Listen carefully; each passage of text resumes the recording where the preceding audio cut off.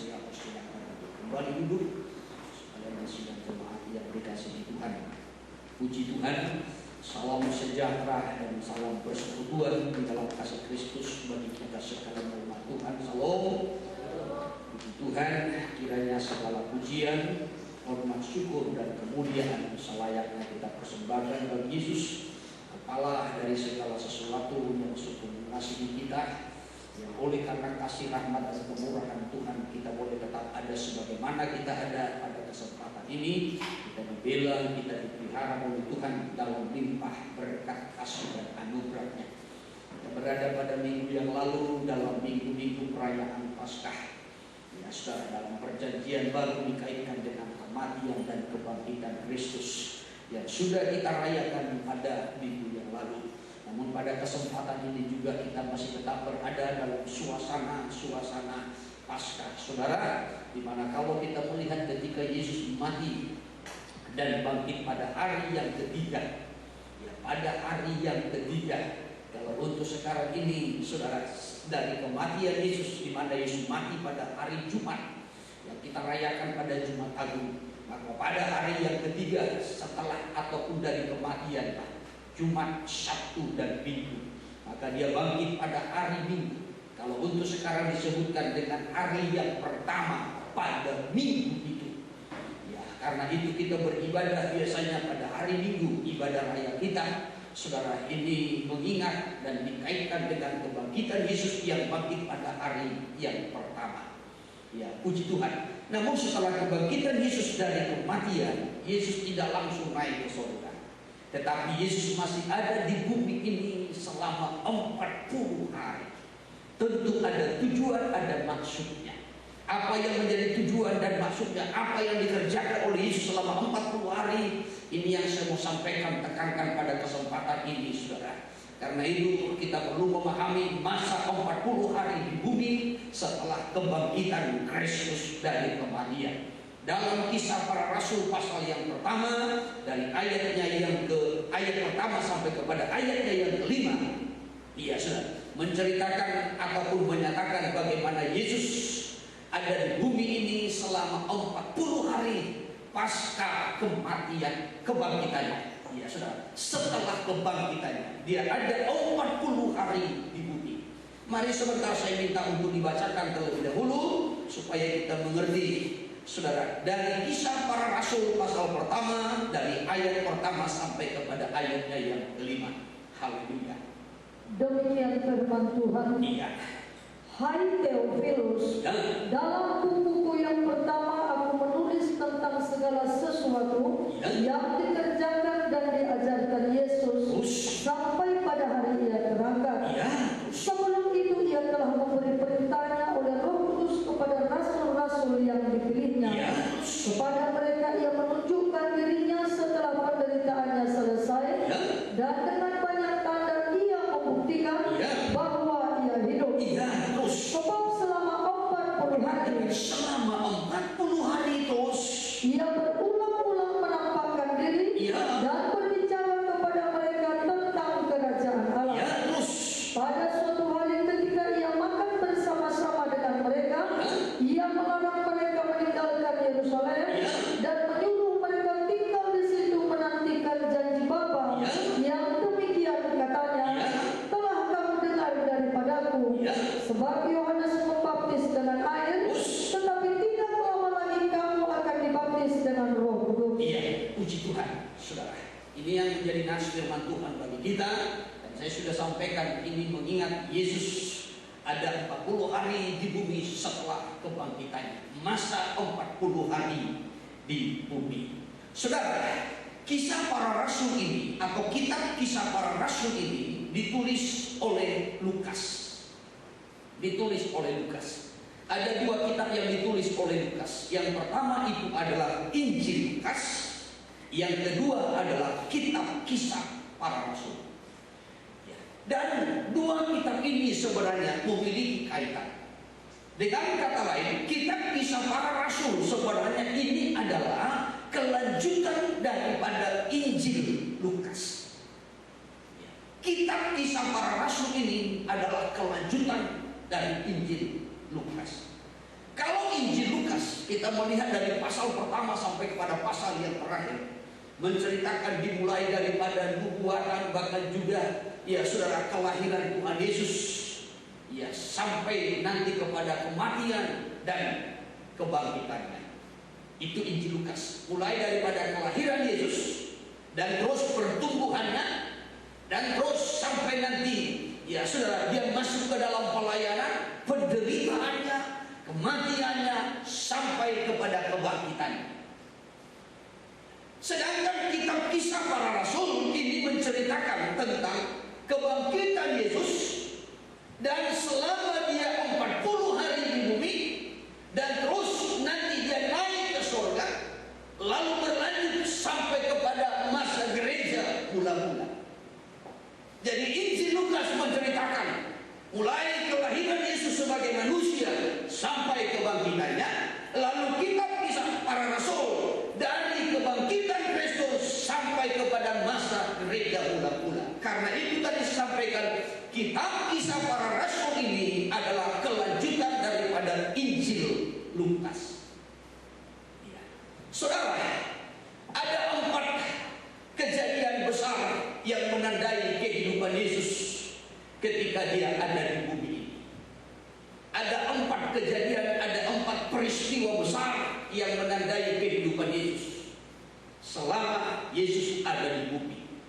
Yang pertama-tama dalam Yohanes 1 ayat 14, di mana Yesus yang adalah firman Allah, firman itu sendiri telah menjadi manusia, menjadi daging.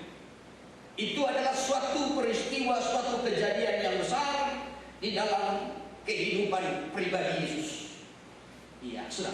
Firman yang telah menjadi daging atau menjadi manusia. Ini hal yang pertama. Iya. Lalu kejadian besar yang kedua itu adalah penderitaan dan kematiannya. Bagaimana dia mengalami penderitaan sampai kepada kematiannya di kayu salib. Dia mati di kayu salib bukan karena penyakit. Dia mati di kayu salib bukan karena kehabisan darah. Dia mati di kayu salib bukan karena dia dibunuh. Dia mati di kayu salib oleh karena dia menyerahkan nyawanya sendiri kepada Allah. Andai dia tidak menyerahkan dirinya, dia tidak akan mati. Yesus tidak mati karena kehabisan darah. Yesus tidak mati karena dia dicambuk, lalu banyak luka di dalam tubuhnya, lalu dia mati. Tidak. Yesus mati bukan karena kurang cairan di dalam tubuhnya, tidak. Tetapi dia mati karena dia menyerahkan nyawanya sendiri. Ini satu peristiwa yang besar dan ajaib dalam kehidupan Yesus. Saudara, hal yang pertama tadi saya sampaikan, dia yang adalah firman, dia yang adalah Allah menjadi manusia. Peristiwa yang kedua adalah penderitaan dan kematiannya. Dan dia mati bukan karena dosanya, dia mati bukan karena kesalahannya, dia mati bukan karena kelalaiannya, tetapi dia mati oleh karena dia menanggung dosa manusia. Dan dia bisa mati karena dia sendiri yang menyerahkan nyawanya kepada Bapa. Amin. Hal yang ketiga, peristiwa yang besar yang ketiga dalam kehidupan Yesus adalah kebangkitannya. Dia bangkit dari kematian.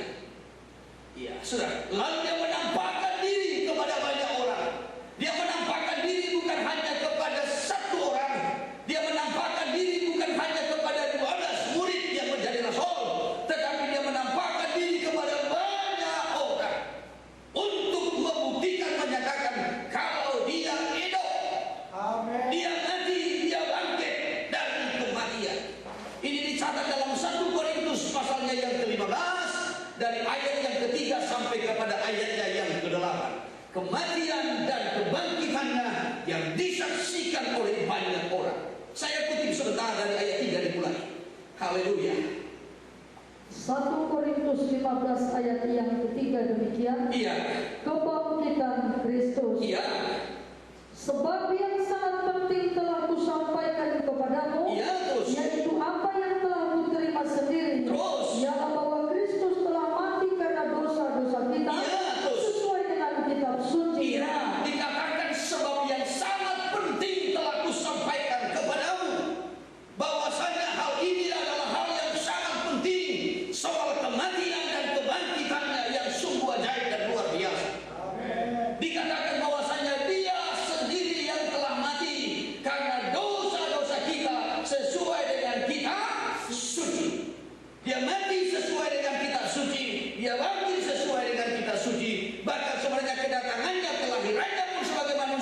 sesuai dengan kitab suci, sampai nanti kenaikannya ke surga sesuai dengan kitab suci. Amin.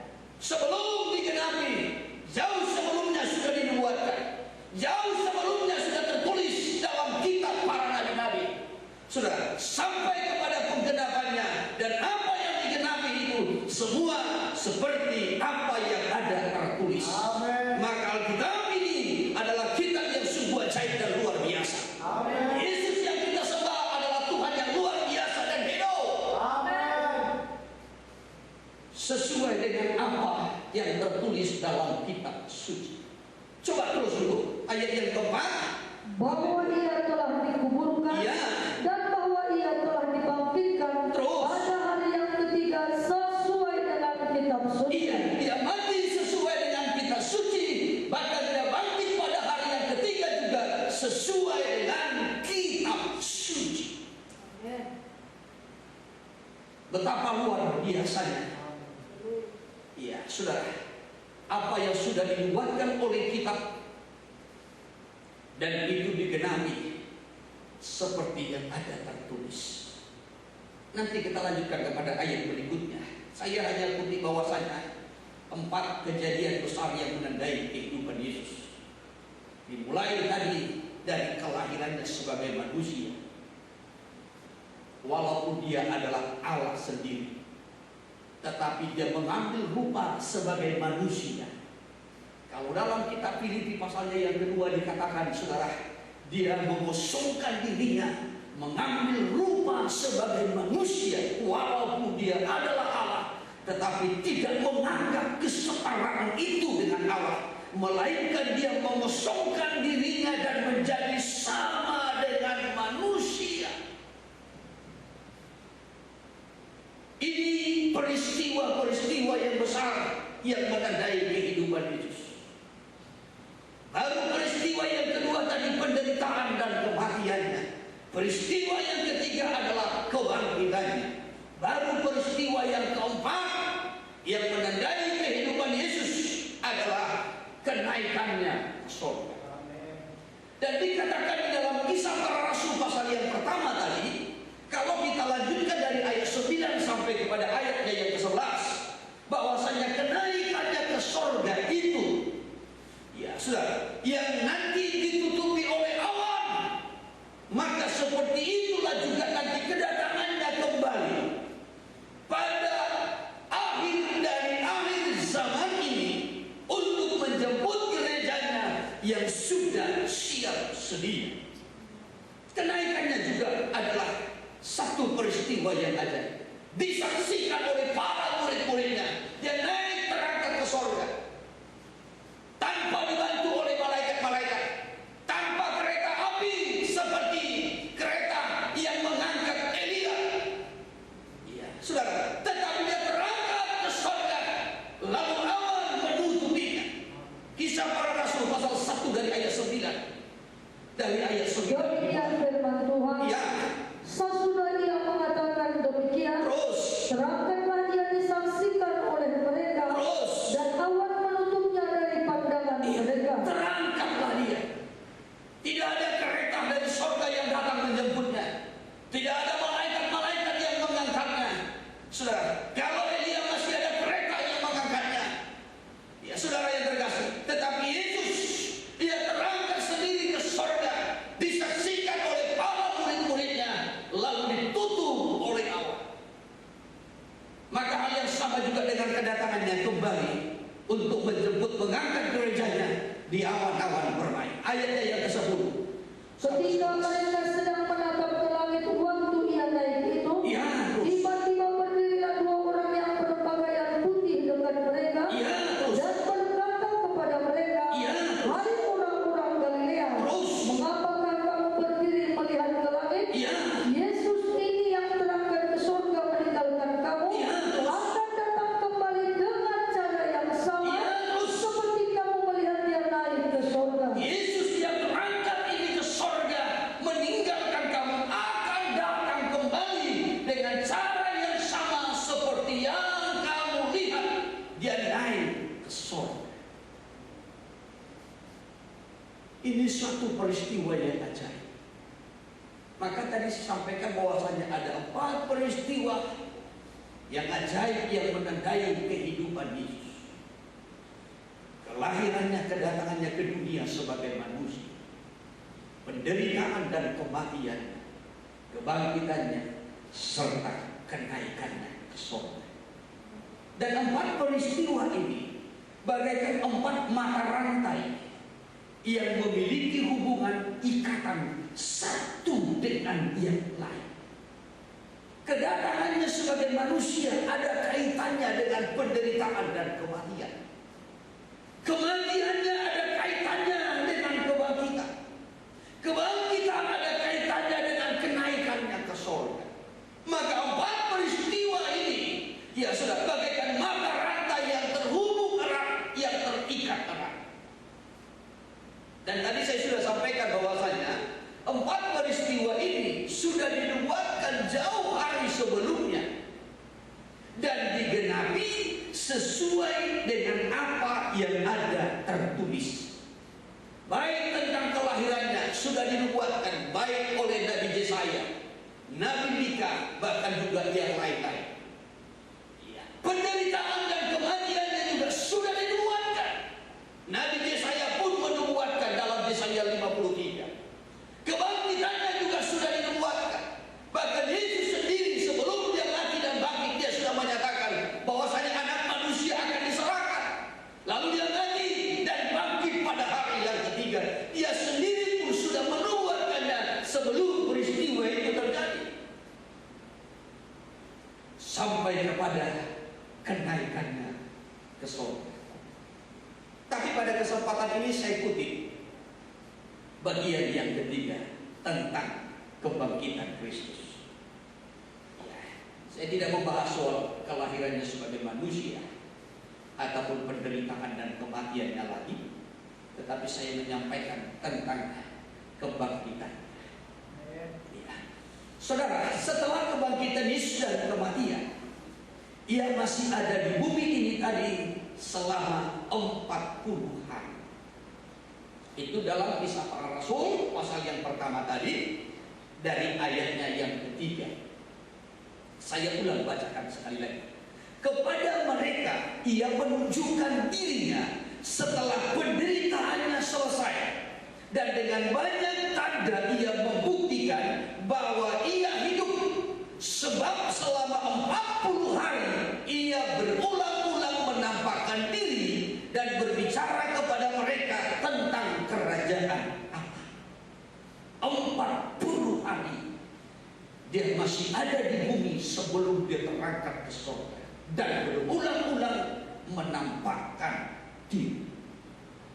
40 hari, saudara, angka 40 ini sebenarnya adalah angka kematian terhadap dunia dan terhadap daging ataupun keinginan-keinginan daging. Angka 40 itu adalah angka kematian terhadap dunia dan segala pengaruhnya, dan juga terhadap daging ataupun keinginan-keinginan daging. Kita mengingat dalam kitab Kejadian pasal yang ke-6, pasal 7 sampai kepada pasal yang ke-8, peristiwa ketika Tuhan mendatangkan air bah atas dunia untuk menghukum manusia yang berdosa, bahkan segala sesuatu yang ada di luar bahtera. Maka Tuhan mendatangkan hujan 40 hari 40 malam sehingga air itu naik. Air itu naik. Ketika air itu naik, maka mematikan, membinasakan segala yang hidup. Mematikan segalanya. Kejadian pasal 7 dari ayat 17 saya kutip sebentar. Demikian firman Tuhan. Iya. 40 hari lamanya air bah itu meliputi bumi. Iya, terus. Air itu naik dan mengangkat bahtera itu, Iya. sehingga melambung tinggi dari bumi. Iya. Ketika hujan 40 hari, nanti saudara lihat dari ayat di atasnya. 40 hari hujan itu sehingga air itu naik meliputi bumi. Ya, saudara, mengangkat batra itu sehingga melampung tinggi dari bumi. Terus 18. Ketika air itu makin bertambah-tambah Iya. dan naik dengan hebatnya di atas bumi, Terus? sedang mengapunglah batra itu di muka air. Iya, terus. Dan air itu sangat hebatnya bertambah-tambah meliputi bumi, Iya, terus. dan ditutupinya segala gunung tinggi di seluruh kolong langit, Iya, terus. sampai 15 hasta di atasnya. Iya. Bertambah-tambah air itu, Iya. sehingga gunung-gunung ditutupinya. Iya, terus air itu meninggi, naik terus selama 40 hari. Ya, saudara, air itu terus naik meninggi, terus. Lalu mati binasalah segala yang hidup Maka mati binasalah segala yang hidup terus. yang bergerak di bumi, Iya. burung-burung, ternak dan binatang liar, Iya. dan segala binatang berdaya Terus. yang berkeriapan di bumi, Iya. serta semua Serta manusia. semua manusia. Jadi air selama 40 hari itu naik terus sampai membinasakan semua yang hidup di bumi di luar bahtera. Karena itu tadi saya sampaikan bahwasanya masa 40 hari, angka 40 itu adalah angka kematian. Mati terhadap bumi dan segala pengaruhnya, mati terhadap keinginan-keinginan daging dan hawa nafsu. 40 hari air naik pada zaman Nuh. Semua yang hidup di bumi ini mati, yang ada di luar bahtera. Musa juga pernah naik di atas gunung 40 hari 40 malam, ketika menerima 2 log batu dari Allah bersama dengan pola untuk membuat bait suci ataupun tabernakel. Ya, selama 40 malam Musa ada di atas gunung, tidak makan dan tidak minum. Tidak makan dan tidak minum. Maka ketika itu Musa mematikan, menaklukkan seluruh keinginan-keinginan dagingnya, hawa nafsu dagingnya selama 40 hari. Saya yakin sebagai manusia yang juga terdiri dari daging, kita ini perlu makan, kita ini perlu minum. Ada keinginan untuk makan, ada keinginan untuk minum. Tetapi 40 hari Musa ada di atas gunung. Semua keinginan-keinginan dagingnya, pengaruh dagingnya itu bisa dimatikan. Dalam masa 40 hari. Hal yang sama juga dialami oleh Yesus dalam Injil Lukas pasal yang keempat. Dalam ayatnya yang kedua, Yesus juga berpuasa 40 hari 40 malam di padang gurun. Sampai Yesus juga dicobai oleh iblis sebanyak 3 kali. Namun Yesus menang atas pencobaan itu. Yesus menang atas segala keinginan-keinginan daging dan hawa nafsu. Yesus diberikan tubuh manusia, dan sebagai tubuh manusia tentu memiliki keinginan-keinginan daging. Dan dikatakan dalam Injil Lukas pasalnya yang keempat itu, Yesus sendiri pun lapar. Dan ketika dia lapar, pada waktu itulah dia dicobai oleh iblis. Iblis berkata, jadikanlah batu ini menjadi roti. Kalau itu anak Allah, dalam situasi lapar, dalam situasi keinginan dagingnya, ingin dipuaskan, dipenuhi. Tetapi Yesus mematikan keinginan daging itu dengan segala pengaruh. Karena itu tadi saya sampaikan bahwasanya angka 40 adalah menunjukkan kepada, ya saudara, tanda kematian terhadap dunia dan segala pengaruhnya, dan juga keinginan-keinginan daging bersama dengan segala hawa nafsu. Saya tidak perlu membahas bagaimana Musa juga 40 tahun di Mesir, 40 tahun dia di tanah Media, dan bagaimana 40 tahun juga bersama dengan umat Allah Israel di padang gurun menuju ke tanah Kanaan. Dan di padang gurun 40 tahun. Saudara, dalam angka yang ke-40 itu, di sanalah semua segala keinginan daging itu dimatikan. Orang-orang yang hidup dalam keinginan daging, dalam hawa nafsu daging, semua di sana mati, supaya generasi yang berikutnya layak memasuki tanah Kanaan, tanah perjanjian yang Tuhan janjikan. Jadi angka 40 itu menunjukkan kepada tanda kematian terhadap dunia dan segala pengaruhnya, dan juga segala keinginan daging dan hawa nafsu. Ini hal yang pertama soal angka 40. Kembali saudara, hal yang kedua kalau kita memperhatikan, selama 40 hari di bumi pasca kebangkitan, pasca ya, bukan pasca, ya pasca, setelah kebangkitan, ya masa 40 hari di bumi pasca kebangkitan, Yesus dari kematian, Yesus menampakkan diri kepada banyak orang, bukan hanya kepada satu orang, tetapi Yesus menampakkan diri kepada banyak orang, bukan sebagai hantu,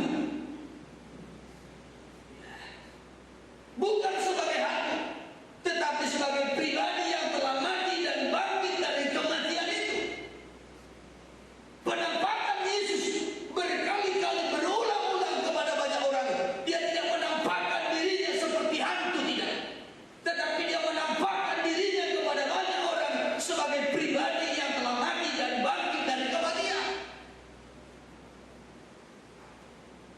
Maka kalau kita lanjutkan dari 1 Korintus pasal 15, ya, dari ayat 5 sampai kepada ayat 8, ya, kembali kita lanjutkan dulu. Tadi kita sudah membaca ayat 3 dan ayat 4. Ya, sekarang saya minta dibacakan dari ayatnya yang ke-5 sampai kepada ayat yang ke-8. Demikian kembali 1 Korintus 15 ayat yang ke-5. Ya, Bahwa ia telah menampakkan diri kepada Kefas, Yesus yang telah bangkit itu, yang telah mati sesuai dengan kitab suci, bangkit sesuai dengan kitab suci, dia juga menampakkan diri kepada Kefas ataupun Petrus. Terus dan kemudian kepada ke-12 muridnya. lalu kepada ke-12 muridnya. Ya, bukan hanya kepada ke-12 muridnya. Terus ayat 6. Sesudah itu ia menampakkan diri kepada lebih dari 500 saudara sekaligus. Ya, Yesus juga menampakkan dirinya kepada lebih dari 500 saudara sekaligus.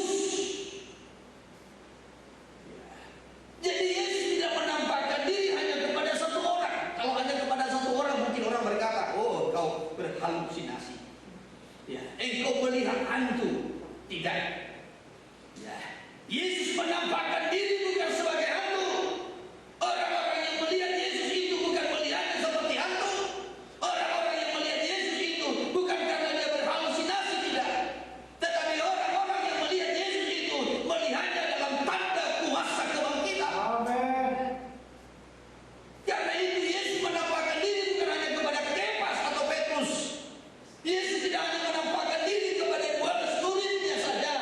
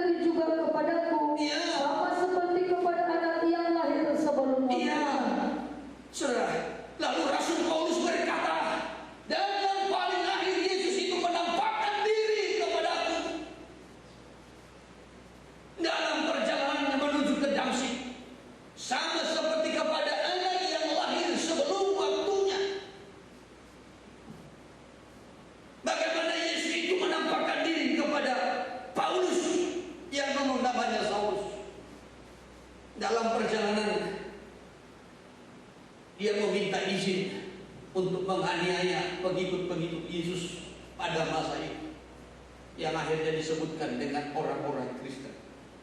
Tetapi dalam perjalanan itu Paulus bertemu dengan Kristus, dan Yesus berkata, "Saulus, Saulus, mengapa engkau menganiaya?" Saudara, Yesus menampakkan diri kepada Paulus. Karena itu Paulus berkata bahwasanya yang terakhir Yesus menampakkan diri kepada, seperti kepada anak yang lahir sebelum waktu.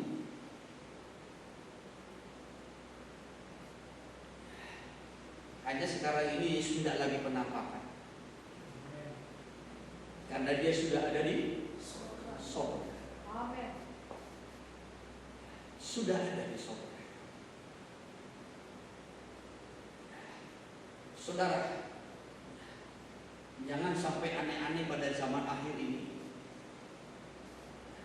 Kadangkala awan dipoto dan dikatakan bahwasanya Yesus menampakkan diri, sedang menangis. Ada banyak kadangkala berita-berita, postingan-postingan yang seperti itu.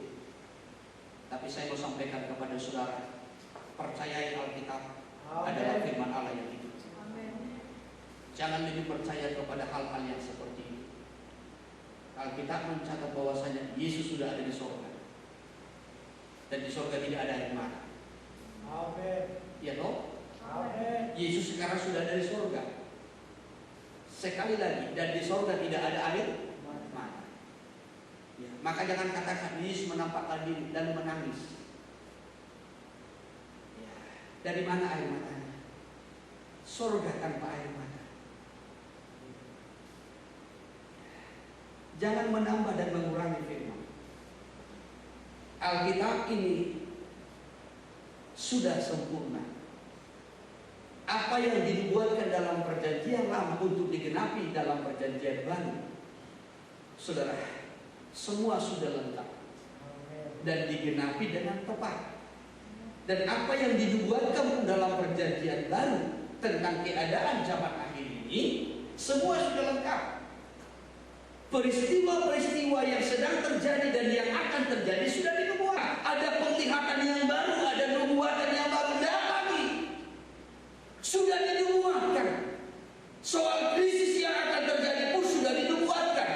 Tentang malapetaka yang akan terjadi pun sudah dinubuatkan. Ya. Tentang peperangan yang akan terjadi pun sudah dinubuatkan. Tentang kelaparan, tentang gempa bumi yang akan terjadi pun sudah dinubuatkan.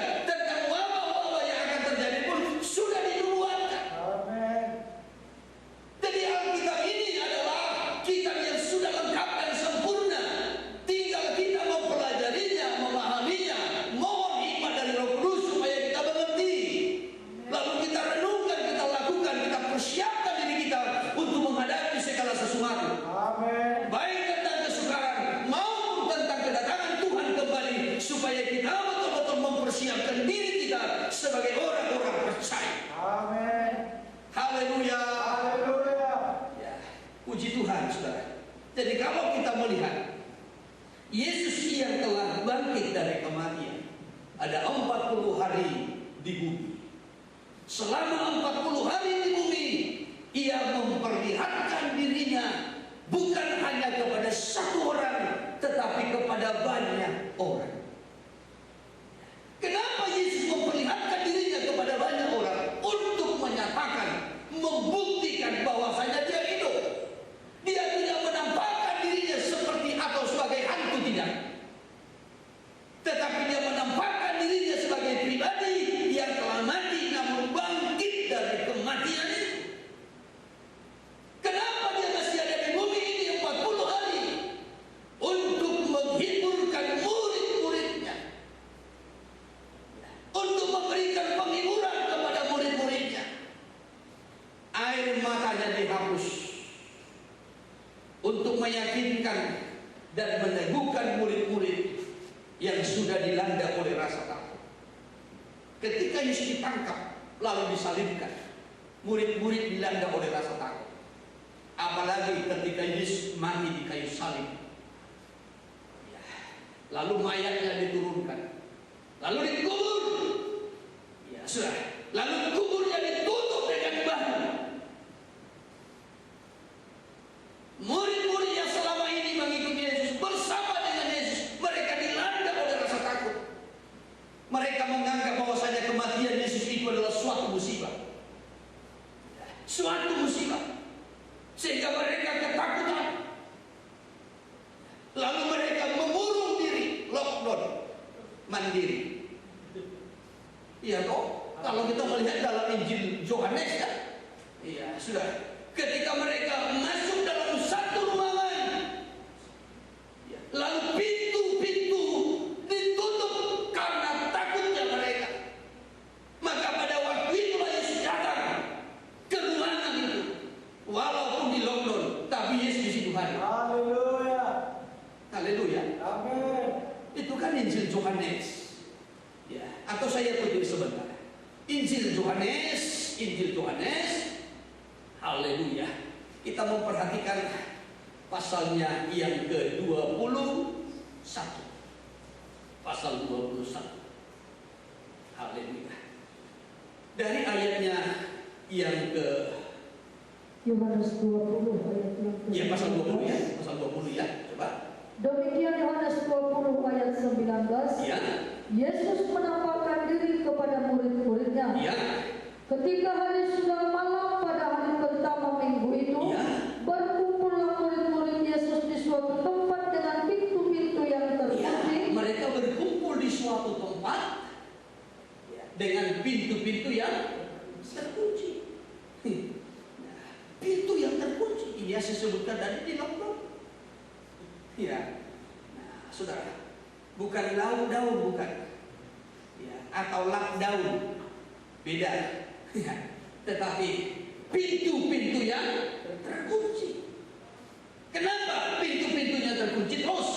Karena mereka takut kepada orang-orang Yahudi. Karena takutnya. Ya, karena takutnya. Hanya bedanya kalau dulu mereka takut kepada orang-orang Yahudi, ya, yang mengejar, yang memburu. Kalau masa sekarang ini orang takut, ya, saudara, karena takut dengan wabah yang menular.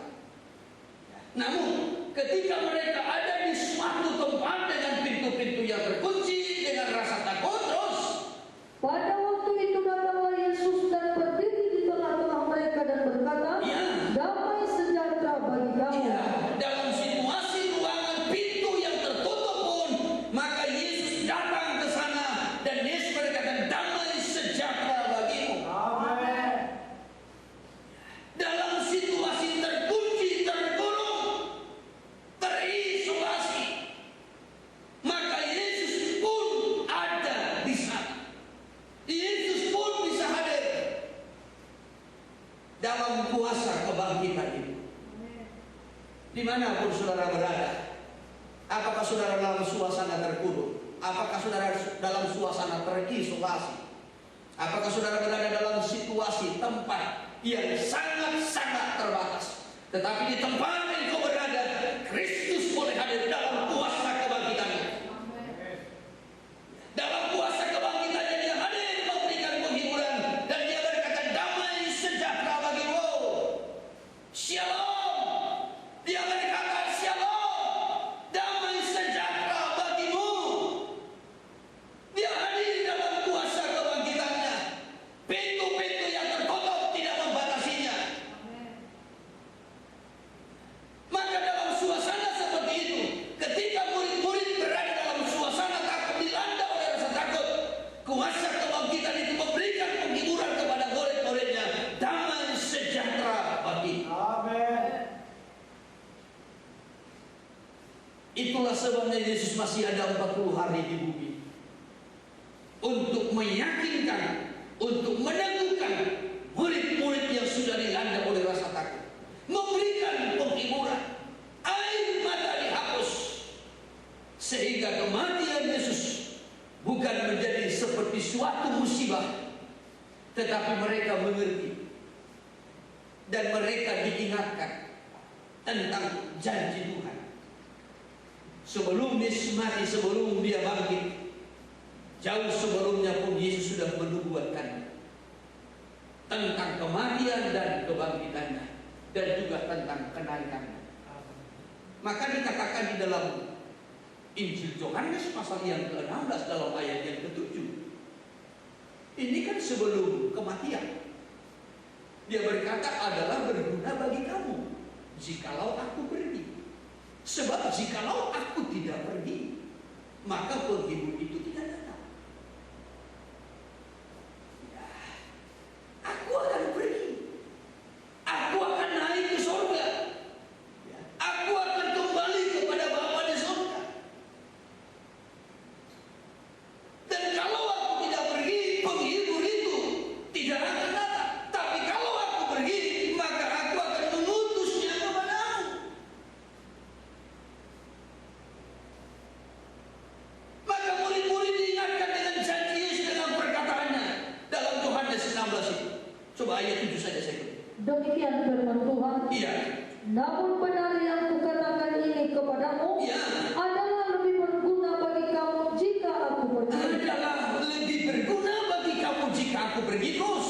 Sebab jikalau aku tidak pergi, Iya. penghibur itu tidak akan datang kepadamu. Iya. Tetapi jikalau aku pergi, Iya. aku akan mengutus dia kepadamu. Jadi ketika Yesus masih ada 40 hari di bumi ini, ia meyakinkan murid-muridnya, meneguhkan murid-muridnya, memberikan penghiburan bagi murid-muridnya, menghapus air mata. Dan Yesus kembali menyampaikan, mengingatkan apa yang pernah dia ajarkan, apa yang pernah dia pesankan kepada murid-muridnya, bahwasanya adalah berguna bagi kamu jika aku pergi, kalau aku naik ke surga. Sebab kalau aku naik ke surga, kalau aku pergi kepada Bapa, aku akan mengutus, aku akan mengirimkan Roh Kudus kepadamu. Lalu hati murid-murid mulai terhibur, hati murid-murid mulai dikuatkan, mulai diteguhkan, mulai diyakinkan, sehingga murid-murid mulai teguh imannya, semakin dimantapkan. Bukan hanya sampai di situ. Selama 40 hari di bumi, Yesus juga selalu memberitakan tentang kerajaan Allah. Tentang kerajaan Allah. Dikatakan tadi dalam Kisah Rasul pasalnya yang pertama dalam ayatnya yang ketiga, dia selalu menyampaikan tentang kerajaan Allah, tentang kerajaan Allah. Artinya saudara, Yesus selalu menekankan yang menjadi fokus dan tujuan kita yang paling utama itu adalah surga. Fokus kita, tujuan utama kita itu adalah surga. Kita boleh mengalami sengsara, kita boleh mengalami kematian, tapi tujuan utama kita itu surga. Kita boleh melayani, ada terjadi mujizat-mujizat yang hebat, yang spektakuler. Kita boleh menerima berkat-berkat Tuhan, tetapi tujuan kita yang paling utama itu adalah surga. Maka ditekankan dalam Kisah Para Rasul pasal 1 tadi dalam ayat 3, sekali lagi saya minta dibacakan. Demikian firman Tuhan. Iya. Kepada mereka yang menunjukkan dirinya setelah penderitaannya selesai. Setelah penderitaannya selesai, dia menunjukkan dirinya kepada murid-muridnya. Dia menyatakan bahwasanya dia bangkit, dia menampakkan diri terus. Dan dengan banyak tanda ia membuktikan bahwa ia hidup. Ya, dengan banyak tanda dia membuktikan dia hidup. Dia tidak menampakkan diri sebagai hantu, tapi pribadi yang bangkit dari kematian. Terus Sebab selama 40 hari ia berulang-ulang menampakkan diri dan berbicara kepada mereka tentang kerajaan Allah. Soal menampakkan diri tadi saya sudah sampaikan. Ya. Tetapi selanjutnya dia berulang-ulang berbicara kepada mereka tentang kerajaan Allah, kerajaan surga. Kenapa Yesus berulang-ulang menyampaikan kepada mereka tentang kerajaan Allah, kerajaan surga, supaya murid-murid mengerti bahwasanya tujuan utamanya itu, fokus utamanya adalah surga. Itu yang menjadi tujuannya, fokus utamanya. Penderitaan boleh datang, kematian boleh dialami, tetapi tujuan kita, fokus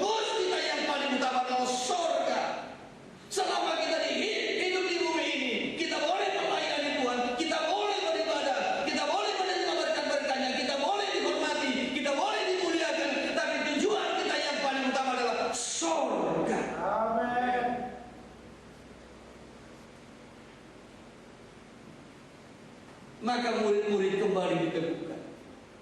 Karena pada waktu itu sudah banyak murid-murid yang sudah mulai goyah. Mereka dilanda rasa takut. Mereka bersedih. Mereka menganggap kematian Yesus itu adalah suatu musibah. Bahkan Petrus pun sempat kembali lagi menjalan. Ya, kembali kepada profesi yang lama. Saudara, bahkan murid-murid sudah mulai merosot dalam imannya, mulai kendur, mulai lemah, mulai tawar hati. Termasuk si Thomas pun sudah tidak yakin. Walaupun Yesus menampakkan diri, dan murid-murid yang lain berkata, kami sudah bertemu dengan Tuhan, kami sudah bertemu dengan Guru, dan kami melihat Dia bangkit. Thomas berkata, aku tidak percaya sebelum jariku ini, tanganku ini kucucukkan ke bekas paku dan pada bekas tombak. Aku sekali-kali tidak percaya, kata si Thomas. Ya, sudah, namanya pun sudah Thomas. Dan memang dasar Thomas sulit untuk percaya. Saudara, tetapi 40 hari di bumi, Yesus meyakinkan, Yesus meneguhkan. Maka Thomas betul-betul percaya. Dan saya pernah sampaikan, Thomas itu akhirnya mati syahid di India. Di India. Saudara, jadi kalau kita melihat bagaimana Yesus ada di bumi 40 hari untuk meyakinkan, meneguhkan, menghibur, menghapus air mata, dan Dia juga selalu berbicara tentang kerajaan surga, supaya fokus tujuan utama kita adalah surga yang mulia. Amin. Haleluya. Haleluya. Selanjutnya, saudara, dalam masa 40 hari itu, ya, tidak lagi ada di sana persubutan ataupun perbantahan. Tidak ada ceritanya lagi di sana terjadi persubutan ataupun perbantahan. Bahkan selama 40 hari itu tidak ada ceritanya tentang orang Farisi dan ahli Taurat yang menentang Yesus. Masa 40 hari itu tidak ada lagi ceritanya di sana orang-orang jahat yang melontari Yesus dengan batu.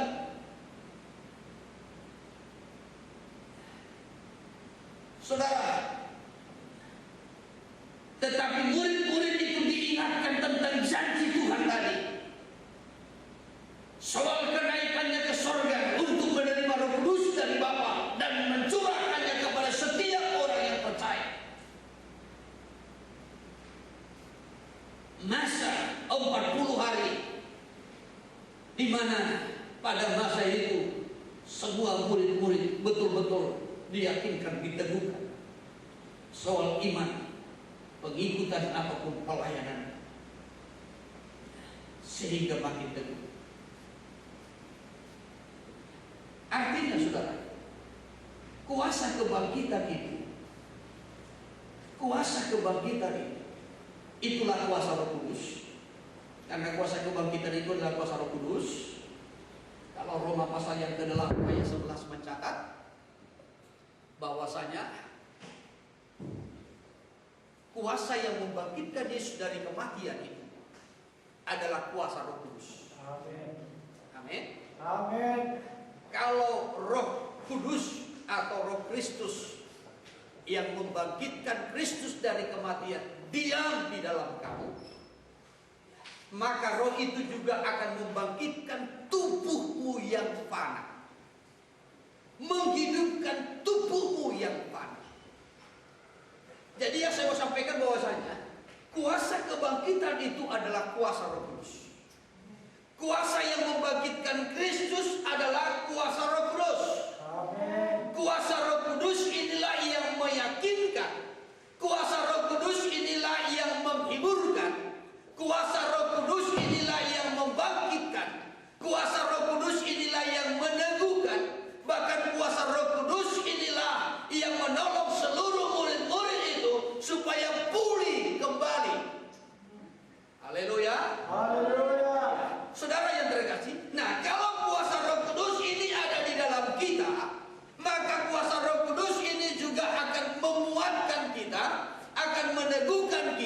semakin meyakinkan kita. Bahkan kuasa Roh Kudus ini juga akan memberikan penghiburan bagi kita, sehingga kita juga makin teguh dan semakin berfokus kepada tujuan. Itulah kerajaan surga. Saudara yang terkasih, kebangkitan Kristus itu nyata. Sekali lagi, kebangkitan Kristus itu nyata. Kebangkitan Kristus itu tidak dipalsukan. Tadi saya sudah sampaikan, dia bangkit dan menampakkan diri bukan sebagai hantu, seperti hantu, tetapi dia bangkit dan menampakkan diri sebagai pribadi yang betul-betul bangkit dari kematian. Maka pikiran-pikiran kedagingan tidak dapat mengurangi kenyataan soal kebangkitan Kristus. Andai pun ada murid-murid yang memiliki pikiran-pikiran yang kedagingan, pikiran-pikiran yang negatif, tidak dapat mengurangi kenyataan tentang kebangkitan Kristus. Karena Yesus betul-betul bangkit. Amin. Ya, sudah. Kurangnya iman daripada murid-murid juga tidak dapat mengurangi kebenaran tentang kebangkitan. Andai pun Thomas tetap tidak yakin tentang kebangkitan itu, tidak dapat mengurangi kuasa ataupun nilai daripada kebangkitan Kristus itu. Yesus betul-betul nyata bangkit. Dia betul-betul nyata hidup. Andai pun Thomas tidak percaya Yesus pada kenyataannya dia hidup, dia bangkit. Andai pun orang banyak pada kenyataannya mereka tidak percaya kepada Yesus yang telah bangkit, tetapi pada kenyataan yang sesungguhnya Yesus itu betul-betul hidup. Dia bangkit dari kematian. Amin. Amin. Namun kenyataan ini harus dipegang teguh oleh para murid-murid, supaya ini menjadi pegangan bagi para murid-murid untuk menjadi saksi Tuhan. Amin. Ya. Ini menjadi pegangannya, sehingga mereka menjadi saksi Tuhan. Murid-murid menjadi saksi. Murid-murid bisa bersaksi. Murid-murid bisa memberitakan tentang Yesus. Kenapa? Karena Yesus bangkit. Andai Yesus tidak bangkit, apa yang hendak disampaikan oleh murid-murid atau orang percaya kepada dunia? Ya. Tetapi karena Yesus bangkit dari kematian, inilah yang menjadi pegangan bagi murid-murid, bagi semua orang percaya untuk menjadi saksi bagi dunia. Amin. Khotbah saya ini pun, pemberitaan saya ini pun tidak akan ada artinya andai Yesus tidak bangkit dari kematian. Andai pun saya berkata Yesus itu mampu menyembuhkan orang sakit, Yesus itu mampu membangkitkan orang mati, Yesus mampu mengadakan mujizat, tetapi andai Yesus mati dan dia tidak bangkit, maka apa yang saya beritakan semua itu percuma. Tapi karena Yesus bangkit dari kematian, maka nilai kebangkitan itu tidak dapat dikurangi. Haleluya. Haleluya. Ini yang dilakukan, dikerjakan oleh Yesus pada masa 40 hari dia ada di bumi ini. Puji Tuhan, saudara. Hal yang kedua, setelah masa 40 hari di bumi, kalau tadi saya sampaikan bahwasanya Yesus ada 40 hari di bumi, dia meyakinkan, meneguhkan para murid-muridnya, orang-orang percaya, lewat dia menampakkan diri kepada banyak orang. Dia juga memberikan penghiburan. Dia kembali mengajarkan tentang fokus tujuan utama, itulah kerajaan surga. Bahkan Yesus juga, kalau kita memperhatikan tadi, saudara, dia mengajarkan kepada murid-muridnya dan mengingatkan kembali apa yang pernah dia ajarkan sebelumnya, supaya murid-murid diingatkan, diyakinkan ya, tentang kenaikan Kristus ke surga untuk mencurahkan Roh Kudus. Namun untuk kita, gereja Tuhan pada zaman akhir ini, apa yang harus kita lakukan, apa yang harus kita miliki melalui kebangkitan Kristus? Tadi saya sudah singgung, kalau Yesus itu dibangkitkan dari kematian melalui kuasa Roh Kudus, maka kuasa Roh Kudus juga yang diberikan bagi kita sebagai kuasa kebangkitan juga akan menghidupkan kita. Akan menghidupkan. Karena itu dikatakan dalam Roma pasal 8 ayatnya yang ke-11, kalau kuasa Roh Kudus, Roh Kristus yang membangkitkan Kristus itu diam di dalam kamu, maka Roh itu juga akan menghidupkan tubuhmu yang panas. Amin. Haleluya. Haleluya. Iya, sudah. Kalau kita mengalami kuasa kebangkitan itu di dalam diri kita, kalau kita menerima kuasa kebangkitan itu, kuasa Roh Kudus itu di dalam diri kita, maka yang pertama-tama, ya sudah, berkat kuasa kebangkitan atau berkat kuasa Roh Kudus yang dicurahkan, yang dikaruniakan bagi kita, berkatnya yang pertama adalah pintu sorga terbuka bagi kita. Dan ada harapan bagi kita untuk hidup yang kekal. Amin. Ya. Pintu sorga terbuka dan ada harapan bagi kita untuk hidup yang kekal. Saya kutip kembali 1 Korintus 15. 1 Korintus 15. Coba dari ayatnya yang ke-14. Haleluya. Demikian firman Tuhan. Ya.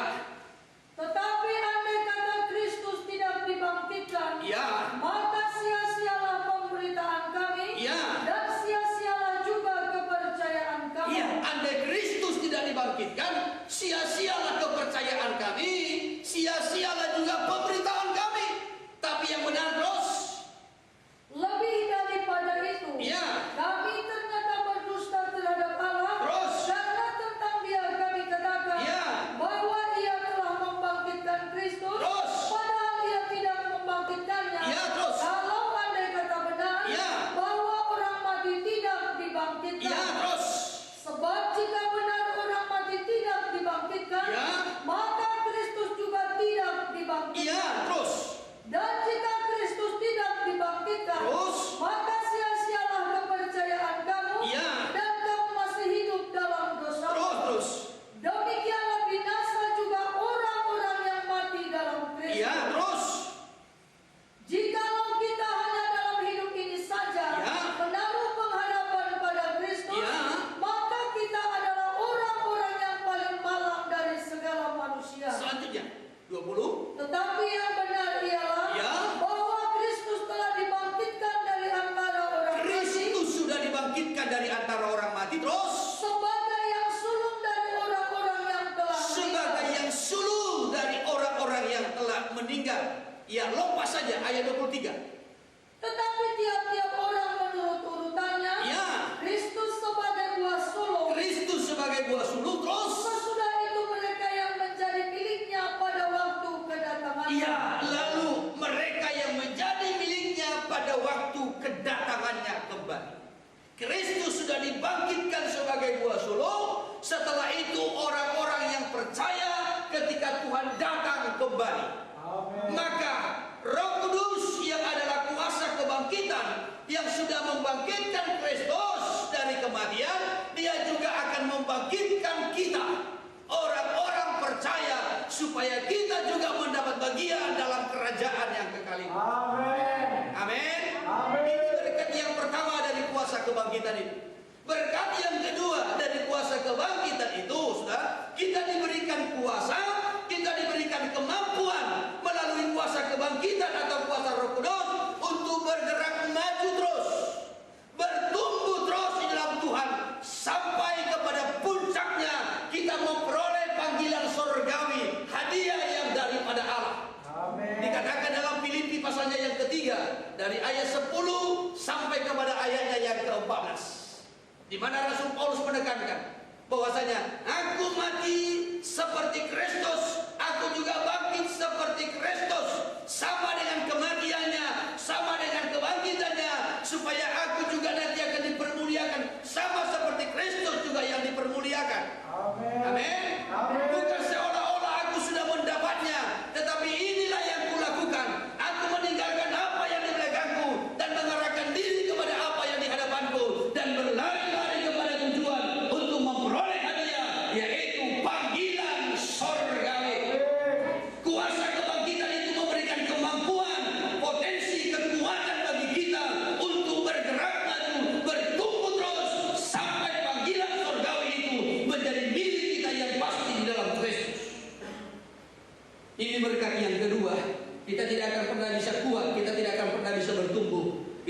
akan pernah sampai kepada panggilan surgawi tanpa Roh Kudus. Tapi Roh Kuduslah yang memberikan kemampuan bagi kita untuk bergerak maju, bertumbuh terus sampai kepada puncaknya panggilan surgawi. Haleluya. Lalu yang terakhir, yang ketiga, apa yang menjadi berkat daripada kebangkitan, kuasa kebangkitan itu bagi kita? Roma pasalnya yang ke-8, tadi saya sudah singgung dalam ayat 11. Kuasa Roh Kudus, Roh Kristus yang membangkitkan Kristus dari kematian. Kalau itu ada di dalam kita, kalau kuasa Roh Kudus itu ada di dalam kita, kuasa kebangkitan itu ada di dalam kita. Coba ayatnya yang ke-11 dulu sebentar. Demikian firman Tuhan. Iya. Dan jika Roh Dia yang telah membangkitkan Yesus dari antara orang mati, iya, diam di dalam kamu. Diam di dalam kamu. Kalau kuasa kebangkitan itu ada di dalam kamu terus, maka Ia yang telah membangkitkan Kristus Yesus dari antara orang mati, iya, akan menghidupkan juga tubuhmu yang fana itu oleh Roh-Nya yang diam di dalam kamu. maka Roh Kudus, kuasa kebangkitan itu akan menghidupkan juga tubuhmu. Dan kalau kita sudah dihidupkan, sudah dibangkitkan, maka ayat 15, lupa saja ayat 15. Sebab kamu tidak menerima roh perbudakan yang membuat kamu menjadi takut lagi, tetapi kamu telah menerima roh yang menjadikan kamu anak Allah. Kamu sudah menerima Roh Kudus yang menjadikan kamu sebagai anak-anak Allah terus. Oleh roh itu kita berseru, Ya Aba, Ya Bapa. Sehingga kita dapat berseru, Ya Aba, Ya Bapa terus. Roh itu bersaksi bersama-sama dengan roh kita, Iya. bahwa kita adalah anak-anak Roh Allah. itu bersaksi meyakinkan kita bahwasanya kita adalah anak-anak Allah. Artinya terus, Dan jika kita adalah anak, kalau kita adalah anak terus, maka kita juga adalah ahli waris. kita berarti adalah ahli waris. Apa maksudnya ahli waris terus? Maksudnya orang-orang yang berhak menerima janji-janji Allah. Orang-orang yang berhak menerima segala janji-janji Allah yang akan menerimanya bersama-sama dengan Kristus, yaitu jika kita menderita bersama-sama dengan Dia, supaya kita juga dipermuliakan bersama-sama dengan Dia. Dari kuasa kebangkitan yang membangkitkan Kristus itu, sudah, Yesus dibangkitkan dan Dia ada 40 hari di bumi ini, meyakinkan, meneguhkan, menghiburkan, mengingatkan pengajarannya kembali kepada murid-murid, supaya murid-murid sekalian pulih kembali, dikuatkan kembali, digairahkan kembali. Kalau kuasa Roh Kudus itu juga ada di dalam diri kita, maka kuasa Roh Kudus itu juga akan membangkitkan kita, membangkitkan gairah kita, semangat kita, rohani kita. Maka berkat yang pertama tadi, pintu surga terbuka dan ada harapan bagi kita untuk masuk dalam kekekalan ini. Haleluya. Berkatnya yang kedua, sudah, kita diberikan kuasa, kita diberi kemampuan untuk bergerak maju terus, bertumbuh terus dalam Tuhan sampai kepada puncaknya kita memperoleh panggilan surgawi dari Allah. Sedangkan berkatnya yang ketiga, kuasa kebangkitan itu akan mengangkat kita, menjadikan kita menjadi anak-anak Allah, menjadi ahli waris. Artinya, pemilik segala janji. Bagi saya dan bagi saudara lah janji. Dan berlaku sejak hari ini ketika kita dengar dan kita pegang, kita percayai akan janji firman-Nya. Pegang teguh janji itu. Bagi nikah mulai, bagi keluargamu, bagi masa mudamu, bagi hidupmu, bagi masa depanmu, bagi pelayananmu. Janji itu, saudara, sebab engkau adalah ahli waris, pemilik segala janji-janji Allah. Pegang teguh janjinya sampai janji itu digenapi. Apa yang Tuhan janjikan, saudara, itu akan digenapi. Kelahirannya sudah dijanjikan, sudah dibuatkan, dan terjadi seperti apa yang ada tertulis. Penderitaan dan kematiannya juga sudah dibuatkan, dan itu terjadi seperti apa yang ada tertulis. Kebangkitannya dan kenaikannya juga sudah dibuatkan dan terjadi seperti apa yang ada tertulis. Janji-janjinya bagi saya dan saudara semua juga sudah tertulis. Masa depan kita, nikah kita, hidup kita, semua sudah tertulis. Dan itu akan digenapi seperti apa yang ada tertulis oleh kuasa kebangkitannya. Puji Tuhan. Saya batasi sampai di sini firman Tuhan pada kesempatan ini. Kita mohon kemurahan Tuhan kiranya menolong kita. Roh Kudus, itulah kuasa kebangkitannya. Berikan kita pengertian, pemahaman, supaya jangan seorang pun di antara kita yang tawar hati. Saudara, jangan menganggap kematian Kristus itu adalah suatu musibah, tetapi itu terjadi seperti apa yang ada tertulis, dan itu adalah penggenapan dari nubuatan yang sudah tertulis. Puji Tuhan, haleluya.